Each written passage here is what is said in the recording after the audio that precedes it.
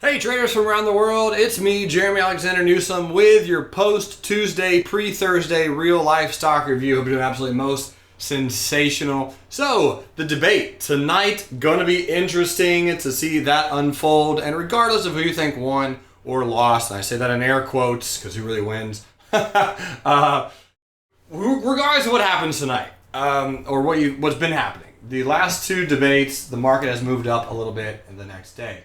So we'll kind of see what happens on SPY. Nice little new white soldier today, which is just simply a white candle that opens and closes above the prior day. Black candles close. And if we do in fact open and move above really the highs of these candles, which is about 214.70, I'd be pretty bullish. Dave Zamora had a 211, 209.50 bull put spread expired today using the Wednesday weekly options on SPY. So I guess we'll just have to see what happens. Really quick, just some housekeeping. So I sent out a letter about the weekly options newsletter, and I got a lot of emails that were traders were simply confused, which is totally fine. It's probably my fault. I sent traders to this webpage right here. I was like, hey guys, it's here. Get in, sign up, let's make magic happen.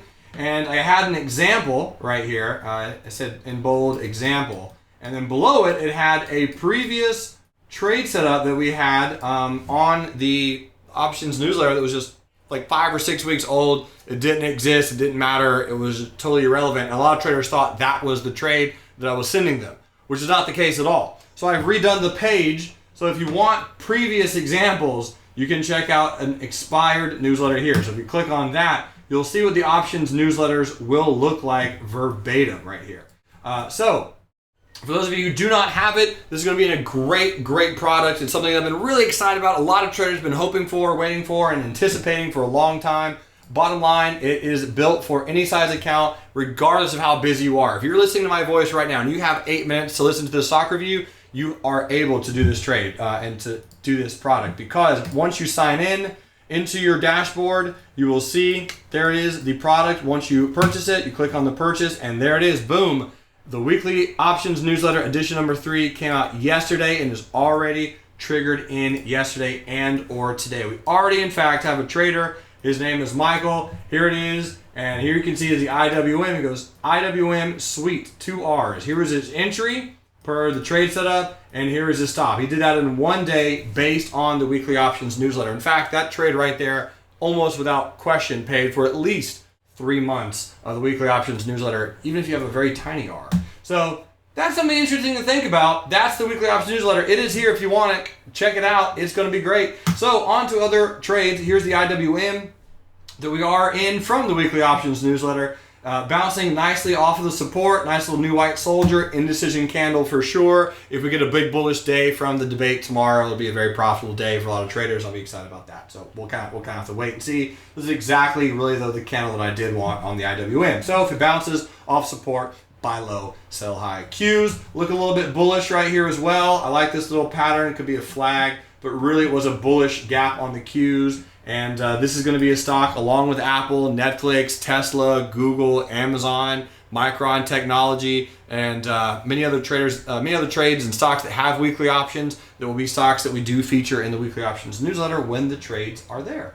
So, speaking of those, Apple not really doing much. This lower wick right here is incorrect. It's on all charting softwares that I can see right now, but it's just simply not accurate. Bottom line, we're still in a pivot pattern on Apple, and if it continues to trade that way until sideways, and if it gaps above 120, Netflix and Apple are going to be very similar. Apple's going to do the same thing that Netflix did, and we've been talking about for a few weeks now that if Netflix opened above this 106 price range, it was going to be gone city. In fact, just got to do a little bit of gloating here. Here's your real life trading webpage. If you guys get a chance, make sure to check this out. Real life trading. We are on Facebook. We'd love to get 1,000 likes by the end of the year. We're 24 away. Tell your friends we're 24 likes away from our yearly goal. If you can help us, that'd be great.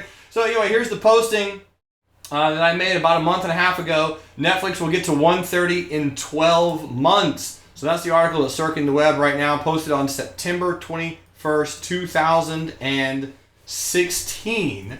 And anyway, Netflix, really good gap, great move, a lot of traders in bullish.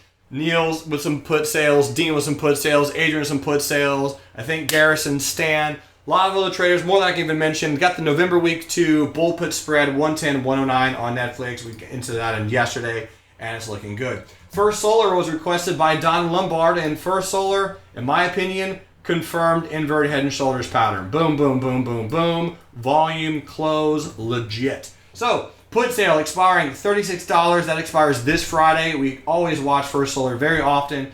This 100 simple will become a thing, aka a resistance, so we'll likely get a little bit of a pullback and a bounce. But if you're looking at taking First Solar as a 3 to 6 month trade, in my personal opinion, it would make a lot of sense at this level to be looking at a buy low, sell high. Here's Intel, ticker symbol INTC, pretty solid bearish gap this morning. Yesterday in Tech Giant Tuesday, I drew this little red box right here. If it opens in that red box, take it short, and my buddy Zane did just so. So Zane, great trade on the day trade on Intel, buddy. Well done. Next on the list is Big Blue, ticker symbol IBM.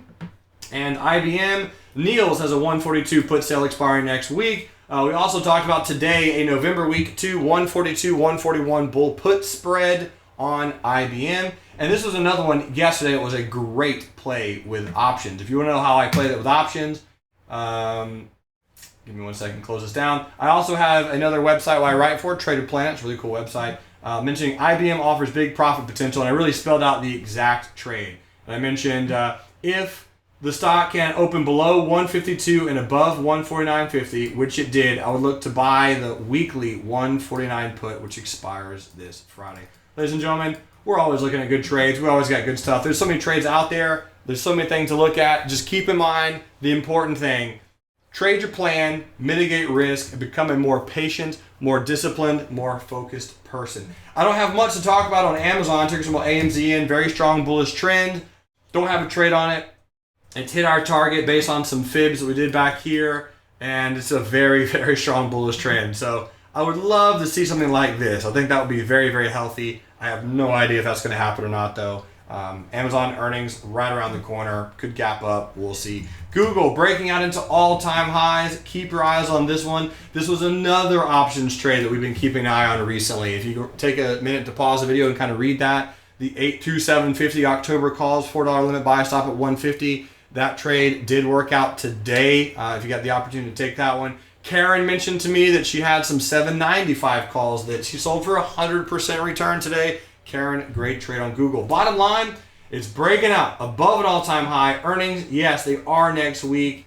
Don't know what's going to happen on Google. I don't have any position on it as of right now. Woo, we'll see. Sears bouncing off of a really good support. We got in some $11 November calls on that one. Here's GoPro, ticker symbol GPRO. GoPro closed above 1448. Let's hop in here to the hourly time frame on GoPro where bills are paid on the hourly charts. And we can kind of see what looks like as a 1, 2, 3 wave count. So I'll be looking for a little bit of a pullback and a dip on GoPro, potentially all the way back to 14, and then maybe a bounce. If you're looking at playing it bullish, it's probably the best that I got.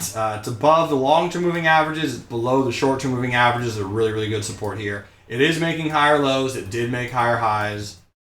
Only time will tell. And last but not least for today, ticker symbol GNC. GNC also about trading to its long-term moving average, the 100 simple, but there was a rumor that it might get bought out by a Chinese company. Really good bullish gap today.